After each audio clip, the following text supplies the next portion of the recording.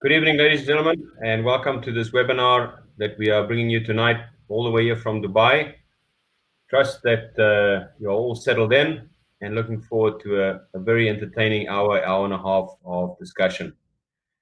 Just a couple of house rules before we start. Please make sure that your volume buttons and everything is on the laptop and on the devices that you're using. A good tip is to close all and any other browsers that you might have. As we know right now, probably the whole world is online these days because of the current crisis we have with COVID. So I think it'll just make it a little bit easier in terms of connectivity.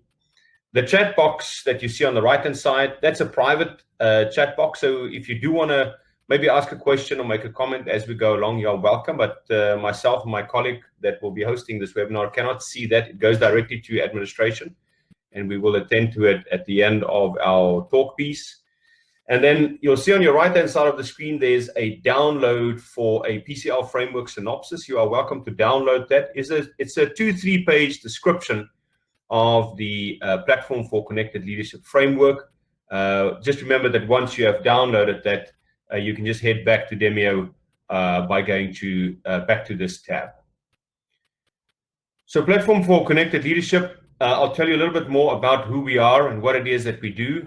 But for now, while we're waiting for some of the other attendees to join, we'll be talking tonight about Corona and economic fragility. And let me say right up front, I know that we are all inundated with Corona news and updates from LinkedIn's and official news and social media.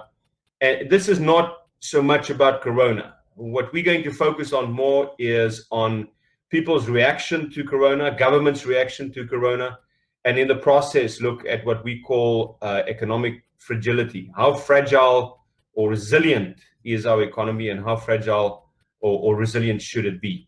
So we asked the question towards the end of tonight's webinar, whether because of what has happened in the world right now and how organizations and governments have responded and the impact of that on the economy, maybe it's time to change our thinking. So that in brief will be what we will be talking about tonight. Of course, I say that, it's not about Corona, but I do also believe it's necessary that we respect this virus. It is real, it is out there, and it is wreaking havoc. So when I say that we're not focusing on that, it's not that we are ignorant of that. It's just our focus tonight is on economic fragility and what happens hereafter. A little bit of structure for the webinar before I do an official introduction of myself and my colleague. It's quite a lot that we want to share with you tonight, so I thought it's probably better to give you some kind of a structure.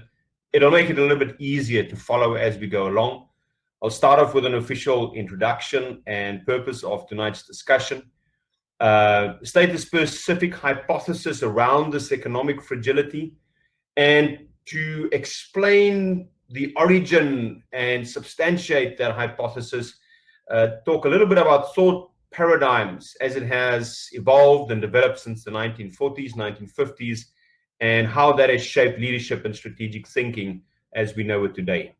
I have a little bit of a surprise, which I call the Volta. I'm not going to tell you what that is now. When we get there, it'll make sense in the storyline at the time. But from there, we're going to look at the willingness to sell, basically a strategy of cost reduction and globalization and how those two are related to one another.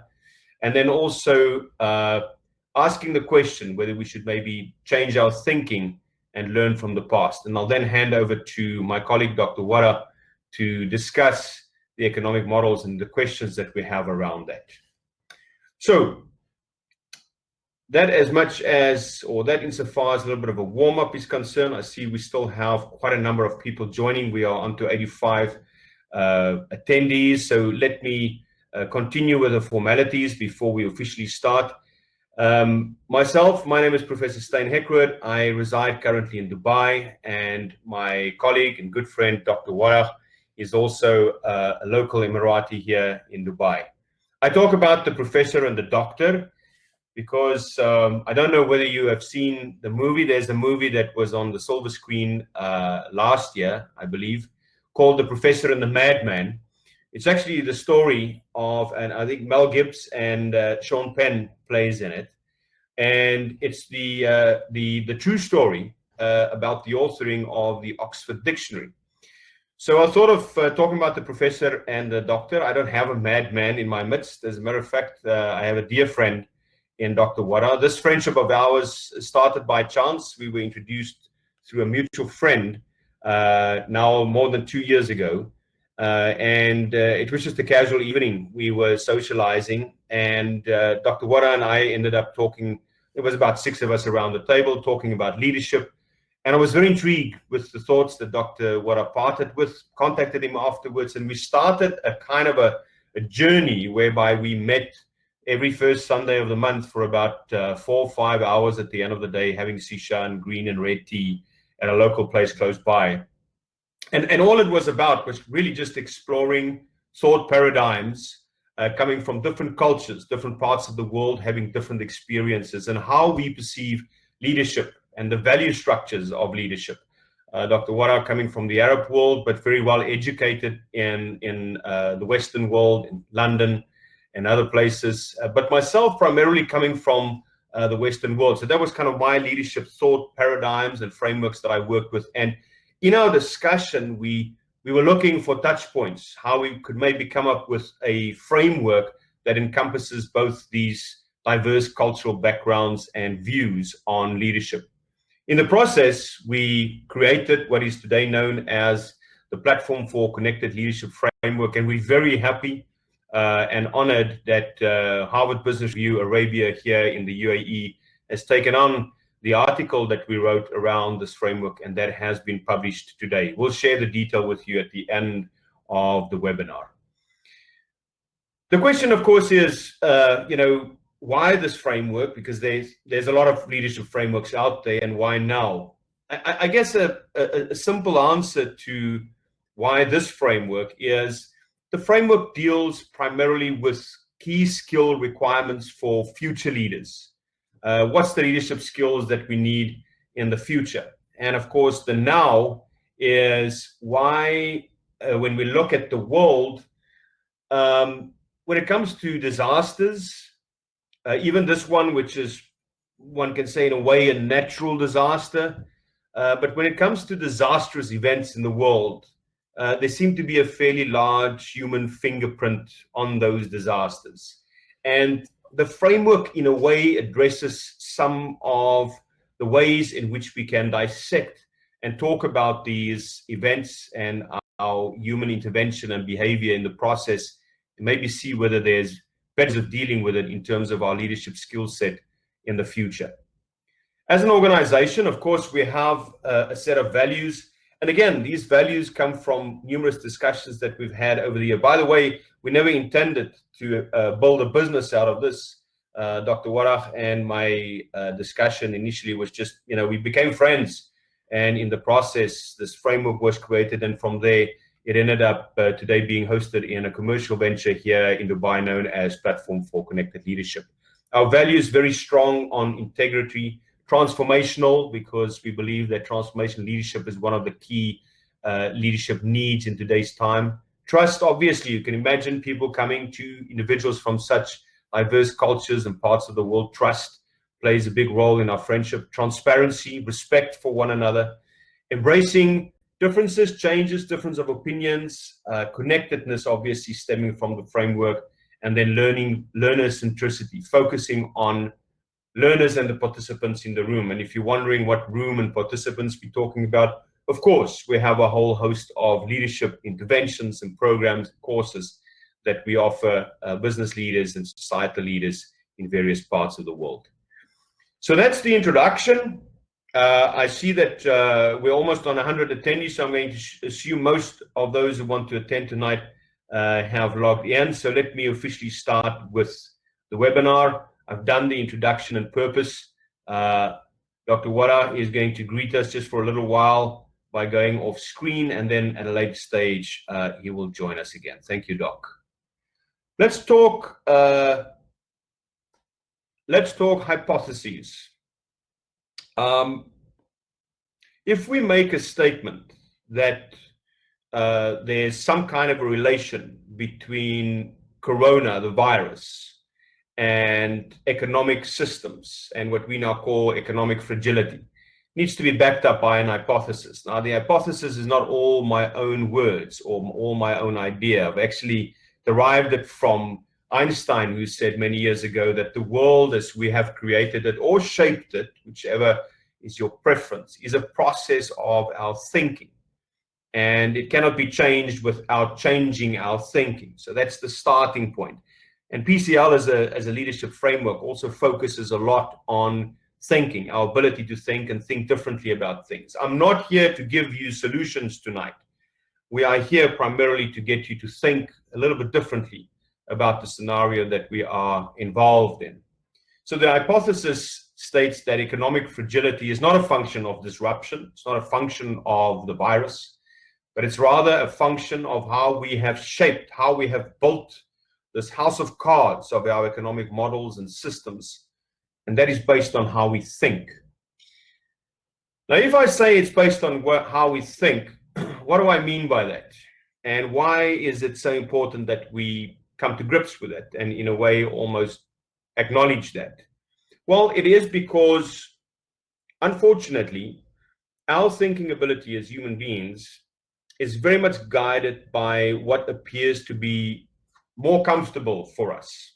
So what do I mean by that? I'm going to try and explain that with reference to Snowden and Boone's Sinafin framework that dates back to being published in 2007, also in HBR. What they gave us is they gave us 4 states of decision making. I'm not going to focus on this order in the center there. I'm going to focus on the 4 main states. These are chaotic, simple, complicated, and complex. Chaotic is very much where we are now, okay? Or it's when your house burns down. You have to act immediately. You can't sit and discuss and wonder whether you should vacate. No, you have to do it immediately.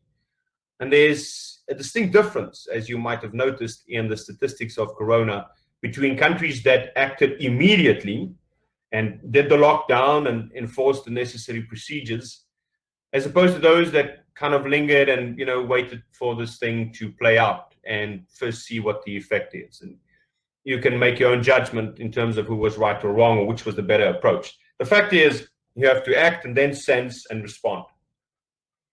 The other one is simple. Most of us as business leaders, we are fairly comfortable to deal in a so-called simple state. That's when things are ordered. Tomorrow is a kind of a repetition of yesterday. It's very simple for me to make decisions, plan, budget, and strategize into the future. The 2 that we struggle a little bit with is the one is complicated. However, we don't struggle so much in the complicated state because typically that would be where we call in the expert consulting team, for instance.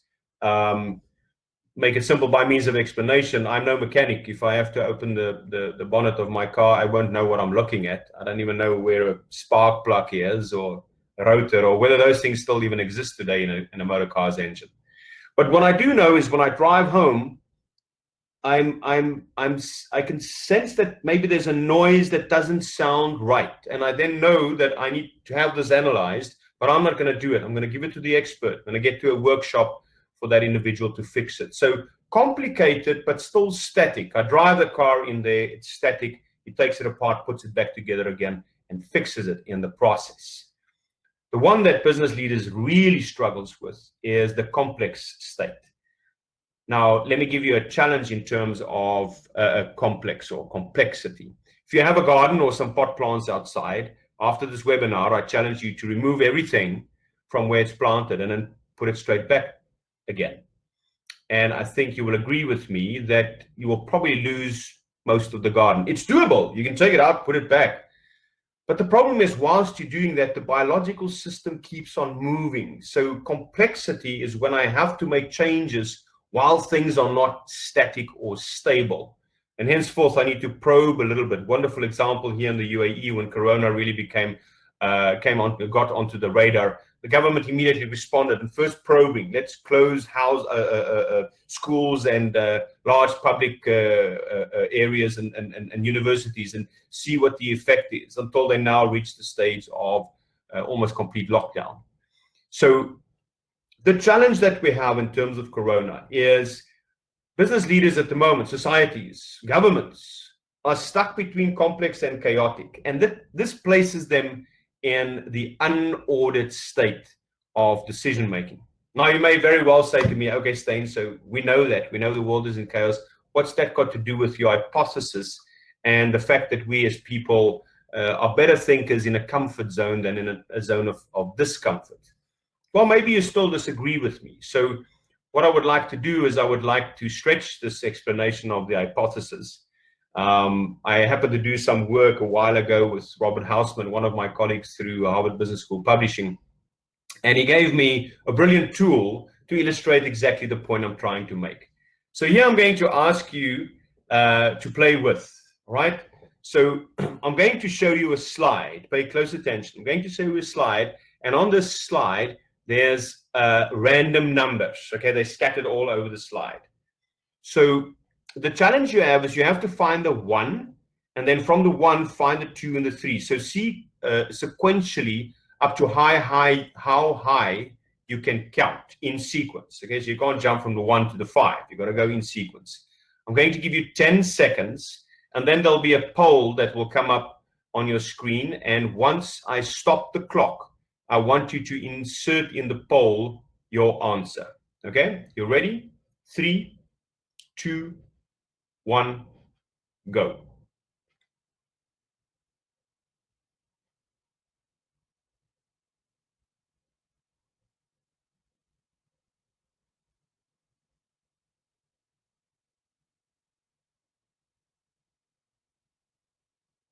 Stop. Okay, can we have the poll, please? Now, if you were between 1 and 5, put your answer between 5 and 10. Okay, fascinating. All right, so from the poll results, it's very clear that most of you, 44 out of the total, there was a total of 78 answers. So not everybody played, but 45 out of the 79, more than half, in other words, got between 1 and 5. 32% got between 5 and 10. And then there was a low percentage of 11 that got higher. Okay, now, I want you to do exactly the same again. So I'm going to show you another slide, but this time I'm going to superimpose a matrix across the slide, and I want you to do it again. Ready? 3, 2, 1, go.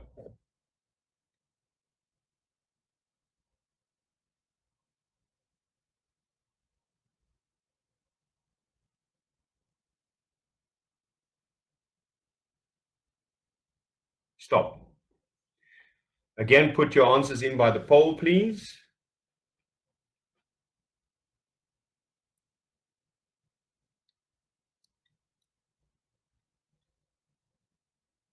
All right. So I think the result speaks for itself. You can see that now the numbers between 1 and 10, I got 55%. Higher than 10, I got 18%. Between 10 and 15, earlier I only had 11. And then I even have people that have higher than 15, a total of 27%. So why is that? Well, I guess you figured it out.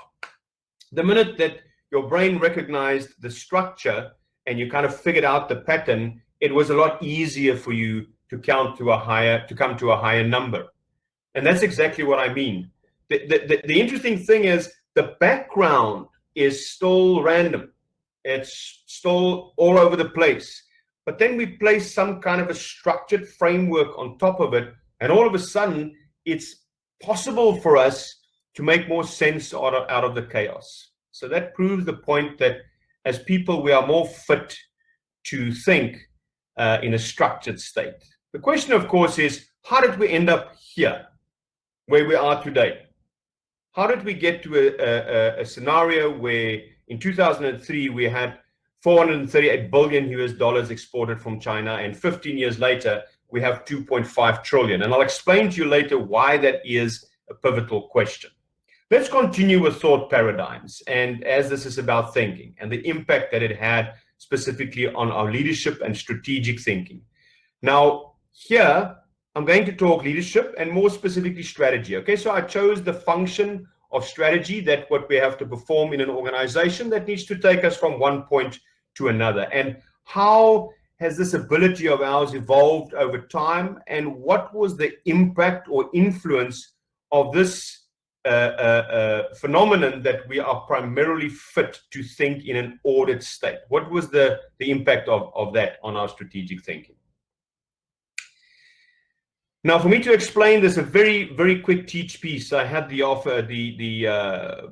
opportunity again to work with Professor Felix Oberholz-Zaghi also from Harvard Business School, and we did a program for a client up here in the UAE. And he shared with us this model we call willingness to pay and willingness to sell.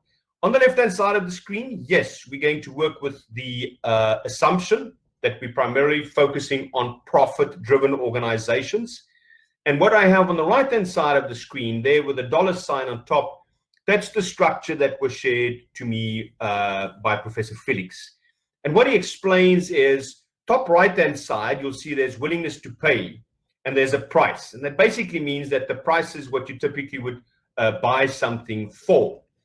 Now, I myself, if I can make a simple example to explain this, I love donuts. Very close by, about 20-25 meters from where I live, there's a Zoom. I stop in the mornings there. I buy a donut before I go to work. Not every morning, but I really, really, really like donuts. As a matter of fact, if my wife would from time to time spoil me and bring me a box of 6, I'll finish the whole lot.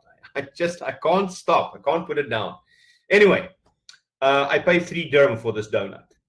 Now, if Zoom would have to run a little bit of a profile on me, they'll know that this guy stays just around the corner. Maybe they can deliver the donut in the morning, maybe even with a freshly brewed cup of coffee.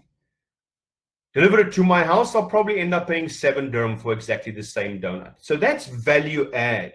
So what organizations do from a strategic point is they focus on willingness to pay. They try to push that price bracket up by adding value.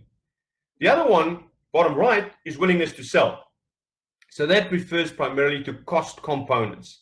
Here they look at rent, they look at salaries and wages, ultimately at the cost of manufacturing and production. And they try and push that as low down as possible.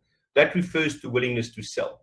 Now, few organizations do both. An organization will either go for the willingness to pay strategy as a focus, as an approach, or the willingness to sell as a focus and approach. But you can think for yourself, customers are a lot, we're complex. We're a lot more difficult to deal with than fixed cost. I mean, we want different things all the time. Tomorrow we change our mind. We want more for less. So to continuously add value is a complex part of this business model. But to reduce cost, maintain cost, and manage cost is kind of the easier way of doing things. Now, let me bring the strategic model into how we think about strategy and what the impact was and is and how we ended up where we are today. I'm going to go back to the Second World War and just make the general statement that it was really after the Second World War that strategy became quite an active discipline in organizations. But it took on a kind of a general-like style of strategy. So CEOs and MDs would look at a landscape, and it was almost as if the competition is the enemy, and the people there, that's the population of the town, and we have to invade and we have to win them over to gain market share. Very structured, very hierarchical type organizations.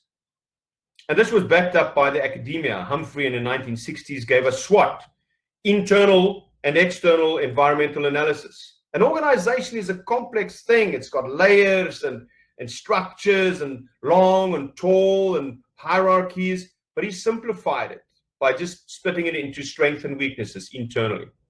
The environment is even more complex, but he simplified it by giving us opportunities and threats, categorizing and segmenting complexity, almost like I took the random numbers and shifting a framework on top of it.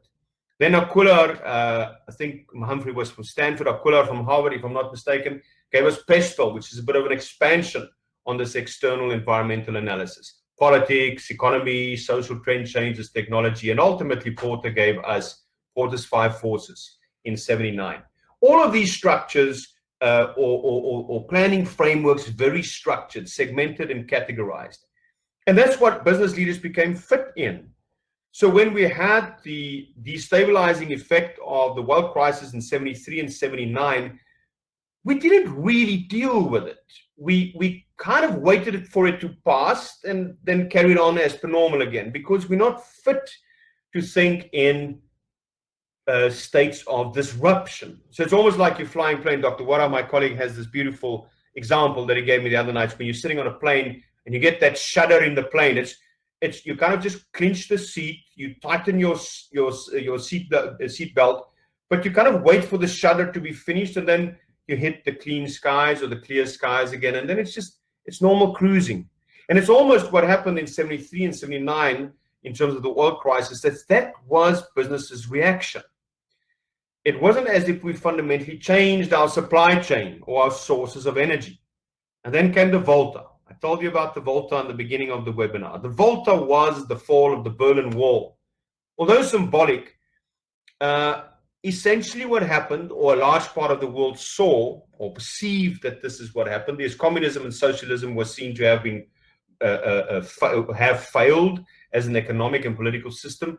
And because there was only one other contender, democracy and capitalism, that was sort of seen as the victors. And soon after that, in the 90s, with the introduction of the internet, globalization took off. The earth was flat again, and we could connect with one another, cross borders. It was easy. There was no more Cold War. The wall was down, and the world got more and more connected, up to the point where we are today in terms of the fourth industrial revolution. And there was a very positive correlation between multinational organizational profitability and sustainability and this connectivity.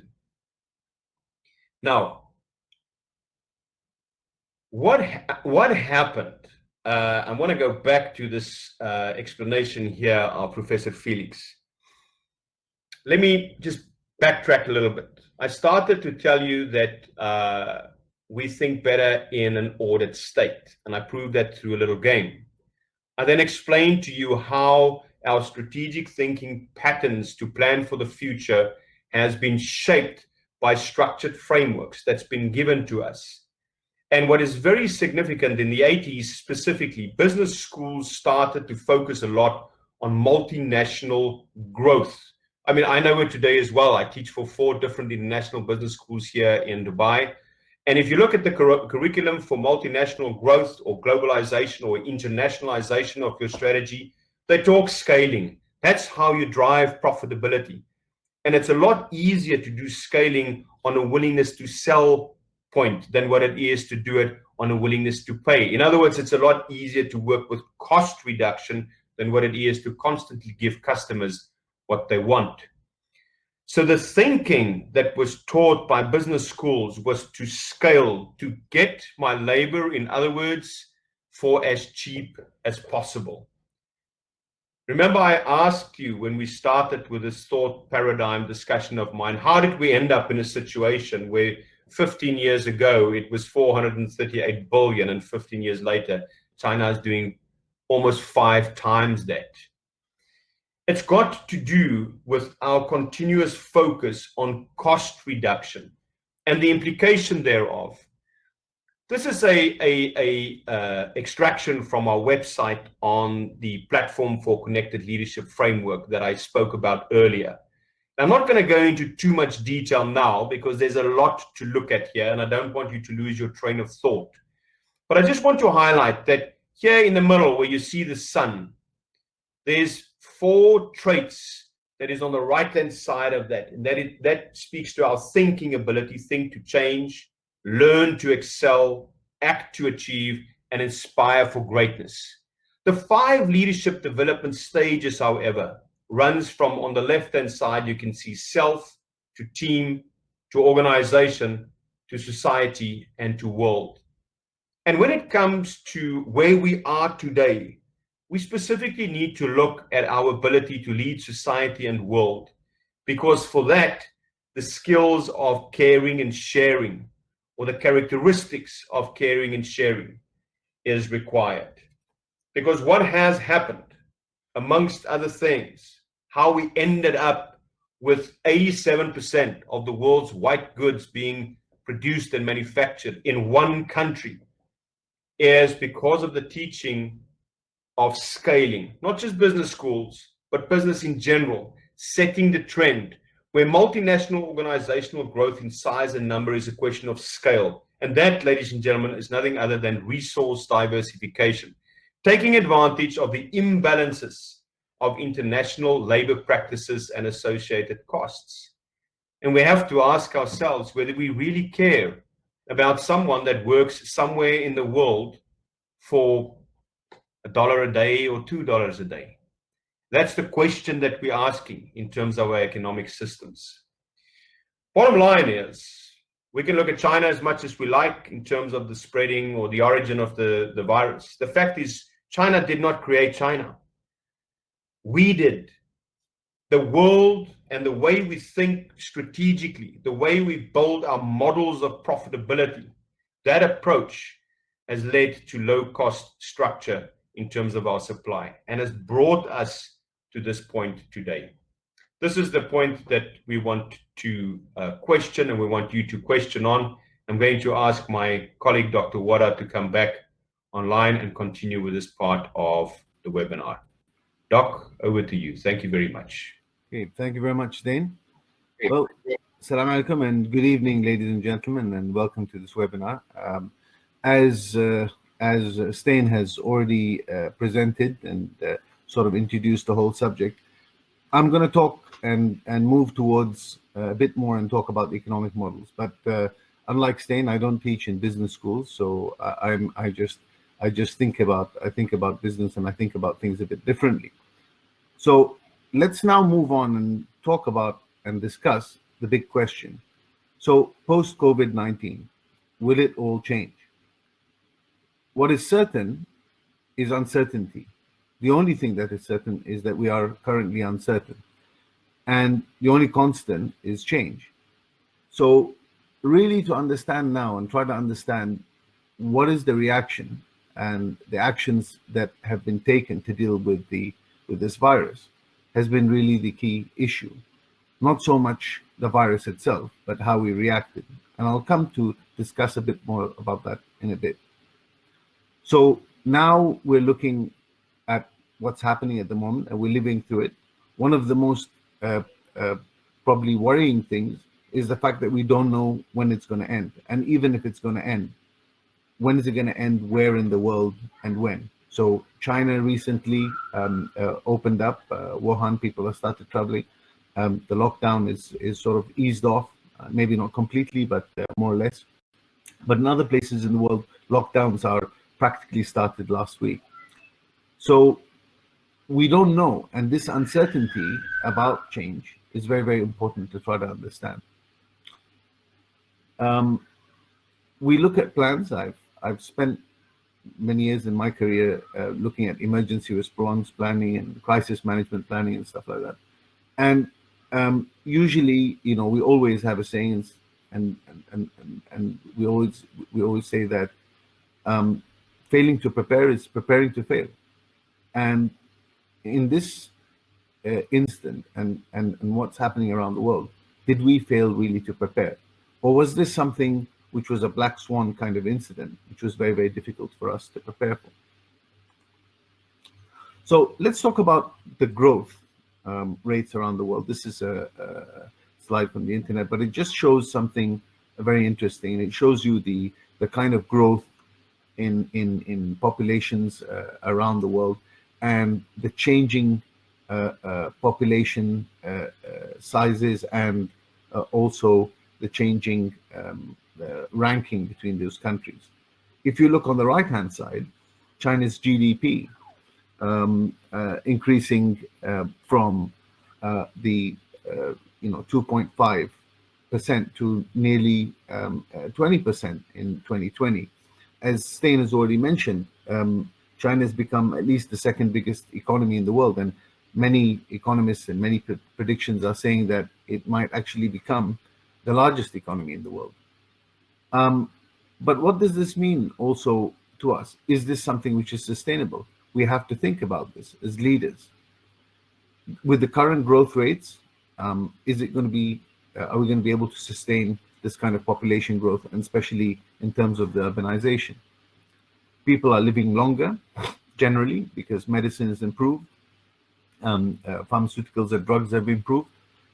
Somewhat the quality of life has improved in many places in the world, although many places in the world also lack very basic sanitation, access to clean drinking water, good balanced diet, and many people live in poverty, sadly enough, till today. But the natural resources and the impact on those natural resources also has been driven by the fact that there's been a lot of consumerism. Is that consumerism going to change? Are people's practices in terms of how they consume and how they spend going to change? I also want to take a few moments to talk about one of the good things that came out of the COVID-19. See, as an environmental engineer or as an environmentalist by training, one of the things that we know around the world is that the greenhouse gas emissions have reduced. Actually, in certain cities in the world, the greenhouse gas emissions, CO2, NOx, etc., coming mainly from urbanization, power stations, and traffic mainly, have gone down to levels that we have not seen for the last 2-3 decades. There was one city, I forgot the name of it. I was watching something yesterday.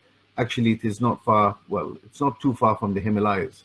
But for the first time, they say in actually 2 decades, in 20 years, they can actually see the Himalayas from that city or that town.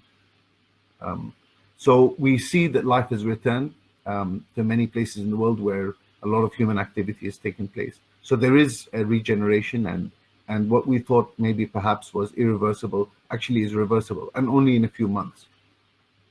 So now I want to talk about, was it a question of response? And let's talk about the response. The response was very, very different.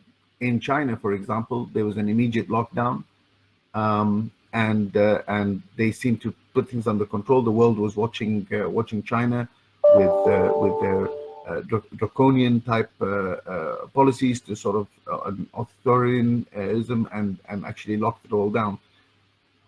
And actually went and managed the situation. They managed the situation within about 100 days. Whereas other countries had different approaches. The Europeans now, in hindsight, have been telling themselves that, well, we were really heavily delayed. The United Kingdom, which I'll come back and talk about a bit more in another slide, they had a different agenda to start with. The US initially started with a bit of denial. Then they started to be a bit reactive, and now they're actually responding and trying to manage things.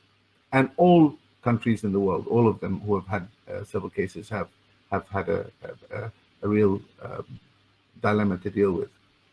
But it's really, the question is that as business leaders, what do we do? How do we protect our people? And how do we protect our business at the same time? So is protecting our people protecting our business at the same time? What is the focus? Was the focus on people to start with, or was the focus actually on business?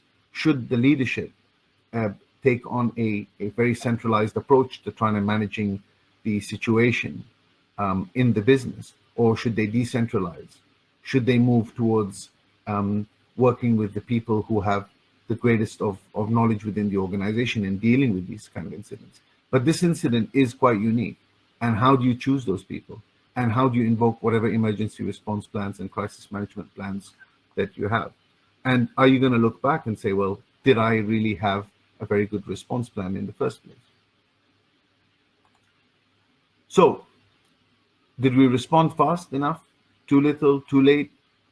Or was it all a gamble? We don't really know. But more importantly is, what are the short, mid, and long-term impacts? From talking to a lot of friends recently, a lot of the focus and the discussion is about, how things are panning out right now, what's happening at the moment. People are focused on numbers, that of cases that are growing around the world, the number of people who have recovered, the number of people who have sadly passed away. And I read a WhatsApp message yesterday, which was from a psychologist who said that, he recommended that people shouldn't really be looking at these numbers all the time. They shouldn't be really concerning themselves with these numbers all the time, because, the way that he put it is that it's not a cricket match, you know. You're not supposed to sit and look at these numbers and worry yourself, and you should really plan and take care of yourself, make sure that you do what needs to be done, and continue to be positive, because we can only be positive, and we can only control the things that we can control. So what are the short-term impacts going to be? Obviously, people's health and public health, the stress that a lot of people are going through. They're worried about many things, including maybe their jobs, including their families, including especially those who have got families all over the world. The impact of lockdown as well, and the social distancing with many people who are maybe haven't got a lot of family around them. Home working and the psychosocial stress and health. It's very interesting to see. I'm part of an international committee looking at the ISO 45001, which is the health and safety standard, and one of the sub standards which is being developed is on psychosocial stress and psychosocial risk. And I'm sure that the committee is going to probably go back and really review that once again with what has happened with Corona. And there's obviously immediate economic impacts. But what are the midterm kind of issues that we're going to have? The startup, once we start to go out of lockdown and start going back into business, because not everything maybe will open up. Things will open up partially. This is what we see is happening in Wuhan at the moment. And then at that point in time is actually look at the economic damage assessment. How bad has this created in terms of an economic impact? And as go back to what Professor Stein was talking about with regards to the willingness to buy and the willingness to sell, is it going to actually change the dynamics between supplier and customer balances? Finally, when we look at the long-term impacts, there's going to be a long-term economic damage, that's for sure. There's going to be holding decision makers accountable in organizations. There's going to be financial systems that might change. Market structures are going to change. We already know that many shares have already passed from parties to parties. Loss of funds as well on various investments and assets. Change in ownership.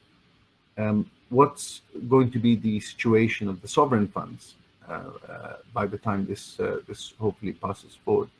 And in terms of taxation, is it going to change? So I want to go back just for a minute to give a case study. So let's talk about, for example, the UK response, because in terms of leadership, I think it was an interesting dynamic. So some countries in the world sort of left it, maybe people would say too late, and some countries went ahead and went straight away and closed down their borders immediately, even and reacted even faster than China did. We don't hear much about them because it's not exciting news, because they don't have many cases. Actually, they might not have any cases. So in the UK, initially, I think people were taken by surprise because, initially the government said, well, we'll just sort of not do anything, and there'll be a herd immunity, and people will sort of get sick and be prepared to say goodbye to some of your loved ones, and we are where we are, and kind of thing. And the message, if one thing, very much a lot of people, especially my British friends who I was in touch with, said, the message, sadly enough, from the British Prime Minister lacked a great deal of empathy, because people were really, really worried. They were worried about their lives. They were worried about their loved ones, etc. And they didn't think it was right. But what was interesting is how business reacted. So the business reacted in a different way in the UK.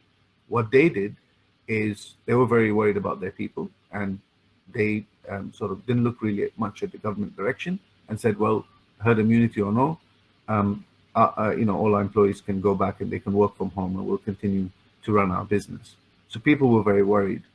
Of course, there was issues with panic buying and initially, but one very important group of professionals in the world who have really received and rightly so, received a great deal of respect in the last few months, have been the healthcare workers. But the medical workers were under a great deal of pressure and a great deal of stress. They were very worried about, the number of people who were coming through, that they had to deal with, the cases they had to deal with, this new virus that they had to deal with, and the fact that they might not have all the equipment and all even the PPE that was required for them. Moving on.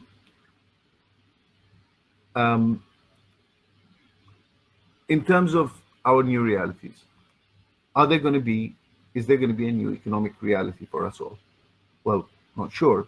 We know that the banking systems might change, but the economic system and the world financial system has stood, very much the test of time. Of course, it went through a real bumpy ride in 2008, 2009, in the global financial crisis. But they were saved, and I know, because I do a lot of work in the field of governance and leadership. I know a lot of the corporate governance standards were very much developed and improved during that period in the last decade or so. But even those standards wouldn't be able to prevent some sort of issues that this real disaster has caused. So it has faced a lot of challenges, and the question is that will it hold and stand the test this time round? And definitely there is an economic fragility of the system, because the system is connected. The system is highly connected, it's highly global, and as Stein was explaining, very much developed into a system over the last 50 years, very structured. And the whole structure, from buyer, seller, consumer, governments, all of them have been taken by surprise and have been sort of crippled in their operations by this disease. But what are the responses going to be? So what is the new economic system is going to be? Is it going to be more nationalistic kind of policies and responses to this? At first, this is what it seems like with certain countries. Are they going to go through a greater deal of protectionism? But if they do, they're still part of a global market, and they're part of dependencies on so many different countries. Are there going to be new relationships formed and forged between different countries and different companies as well? And will the liberals rise after this, or will we move towards more right-wing governments, or are we going to develop more socialist kind of thinking? We don't know, but it's some questions to ask ourselves. So in order to ask ourselves these questions, I've got a little poll here that I'd like you please to participate in. And the question is, the first question is, do you believe that the global economic systems will change after this? It will not change slightly with basic improvements, or will it change significantly with disruption? And I'll give you a few minutes to answer that.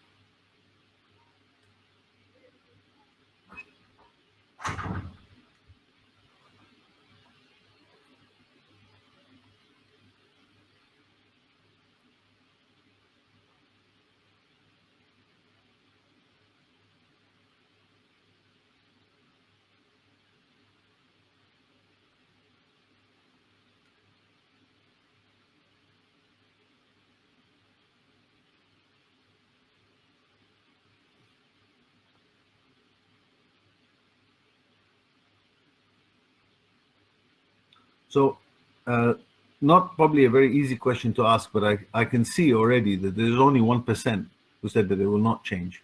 But the answers are split, maybe on the higher side, on it will change significantly and there is going to be a disruption. So that's very interesting. But there will be at least a change slightly with some basic improvements that are going to happen. But 55% of those on the poll and on this seminar believe that it's going to change significantly. So interesting. We don't know what change is going to happen. I have another question as well. The next poll question, please. So from the leaders that you know at the moment, do you think that during this period, how well do you think they've been managing the situation?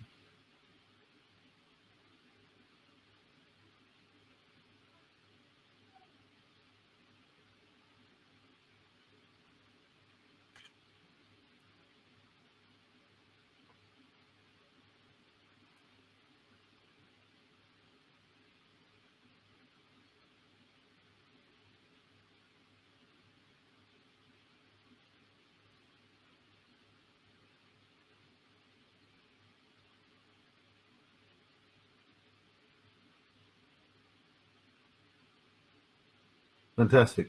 So very interesting. Again, around about 87% of the audience have answered. So I think we there's some people probably have seen some leaders really go ahead and manage the transformation or manage the situation at the moment quite well. And many of you are also empathetic. You feel that they've done well given the circumstances and given that this is a black swan incident. But also a significant number, I mean, 37%. So a third of you believe that they didn't do very well in terms of managing this. So I have a last question now on the leaders again. So the same question again, how do you feel that these leaders during this time have communicated in terms of their communication? So in terms of the leadership is one thing, but in terms of their communication.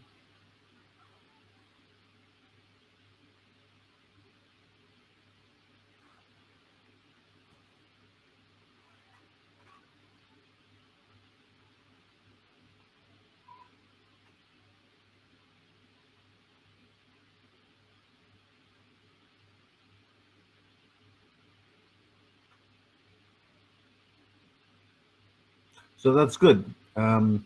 This is quite interesting. Well, we have a similar kind of result. I mean, we have 37% on bad leadership, and now in terms of communication, people feel at least they've communicated well. One of the reasons for that is possibly because a lot of the communication had come down straight from the international community, like the UNWHO, or a lot of advice.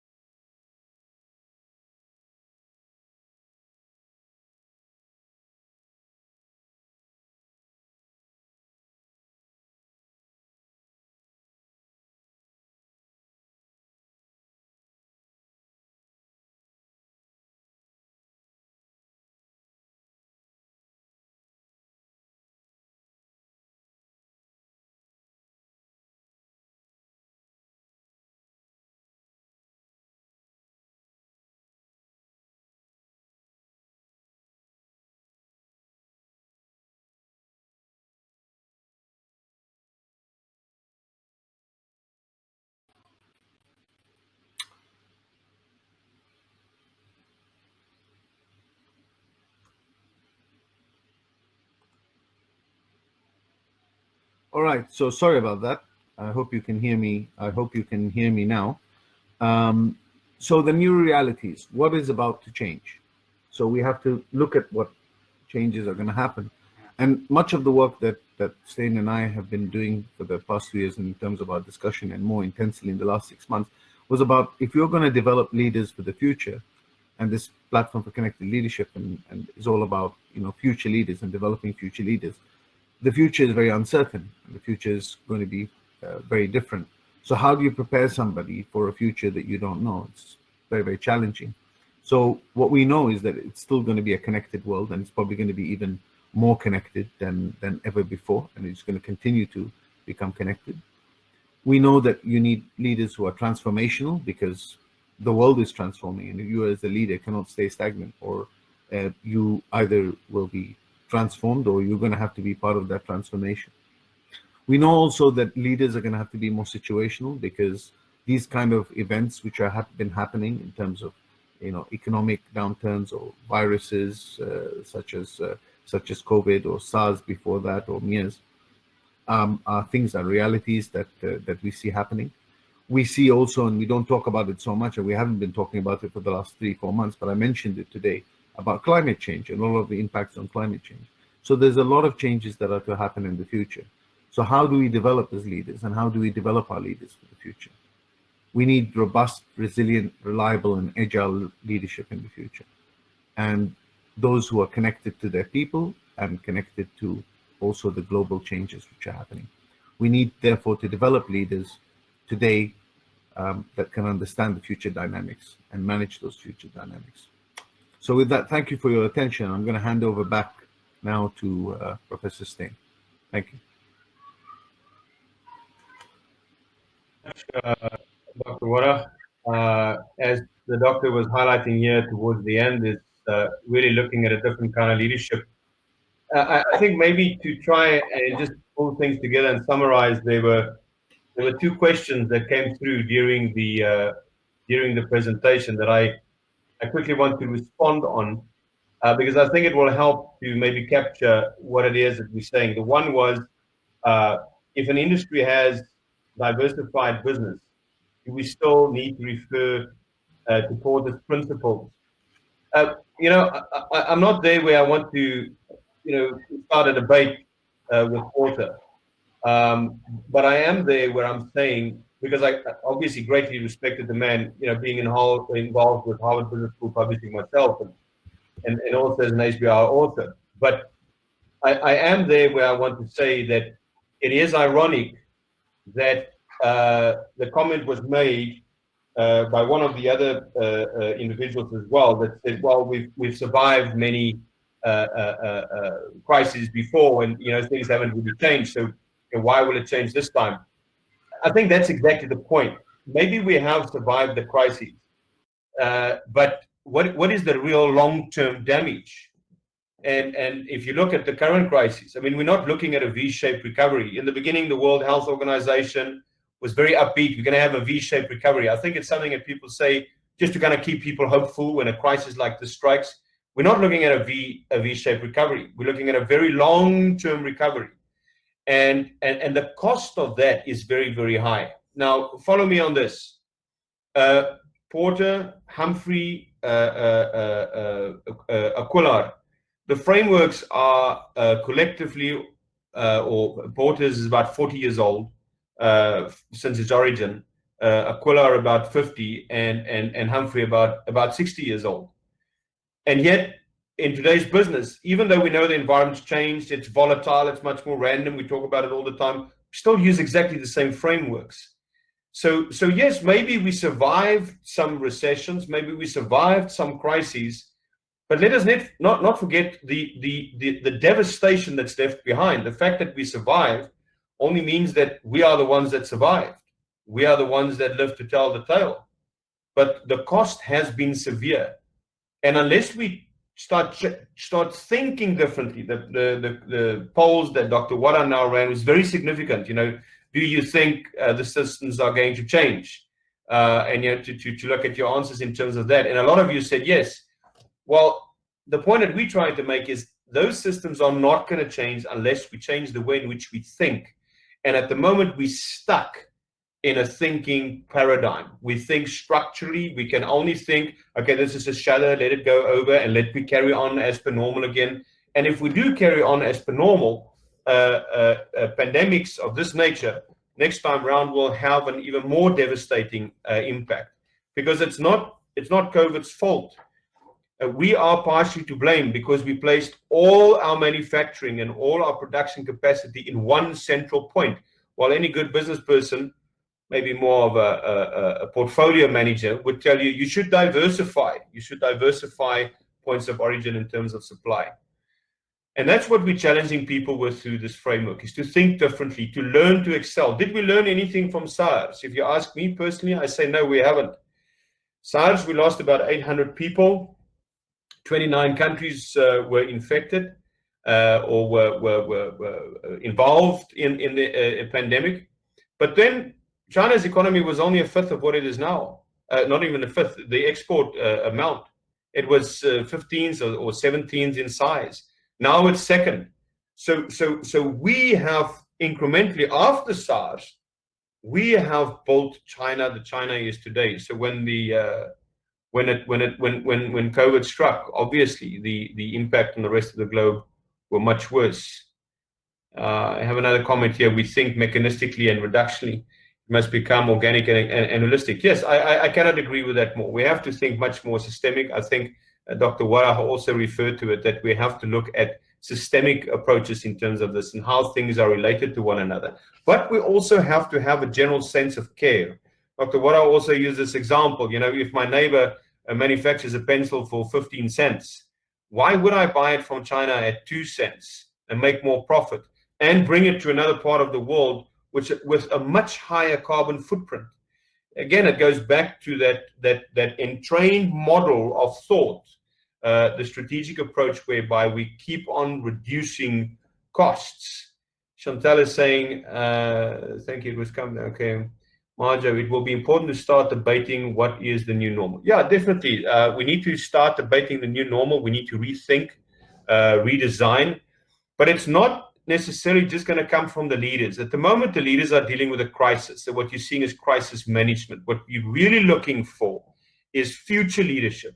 So who are the leaders that are stepping into the space, embracing a growth mindset and saying, you know what, after this, we radically need to change things. Otherwise, what's the sense of it? We can't just sit in the plane and shudder and think, well, it's not going to happen again. Maybe next time the shudder is a hurricane, and then it takes the plane down with it, you know, with the passengers inside. And that's the kind of thing that we will need to consider. All right. We've got quite a number of questions coming in, but we did promise, you know, we kind of committed to finish within an hour. I think what I'm going to do is there's a quick video I just want to play on our organization, a little bit of a promotional video about our company. If you want to connect with us on email, connect@pcrlearning.com. Our website is also there, very easy to remember, pcrlearning.com. And then LinkedIn, of course, you can find us there on platform for connected leadership as well. The video is about 6 minutes long. You want to stay online, please do so. We will stay and come back after the video and take all the questions that you have to ask. So maybe as you have your one eye on the video, scribble down some questions, and we'll see you after that. Thank you. Thank you very much, Doc. Thank you. No problem. Thank you.